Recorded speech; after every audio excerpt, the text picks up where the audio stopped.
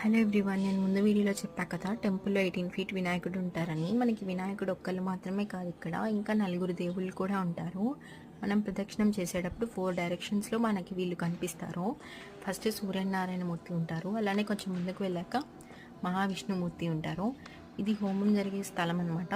మనకి ఏమైనా చేయించుకోవాలంటే వాళ్ళని పర్సనల్గా కాంటాక్ట్ అయితే మనకి డీటెయిల్స్ చెప్తారు. చూసారా టెంపుల్ ఎంత నీట్ అండ్ క్లీన్గా ఉంటుందో, చాలా బాగుంటుంది. అండ్ మనకి వినాయక చవితి కూడా వస్తుంది కదా తొందరలోనే. మనకి ఇక్కడ వినాయక చవితి ఉత్సవాలు జరుగుతున్నాయి. 7th సెప్టెంబర్ నుంచి 16th సెప్టెంబర్ వరకు 9 days జరుగుతాయి అన్నమాట. అండ్ అన్న సమారాధన కూడా ఉంటుంది. అది వచ్చేసి మనకి first day and last day జరుగుతుంది అన్నప్రసాదము.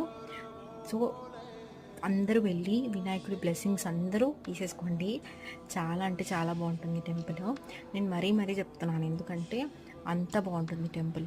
ఒకసారి వెళ్ళి చూడండి, అందరూ వినాయకుడి బ్లెస్సింగ్స్ తీసుకోండి.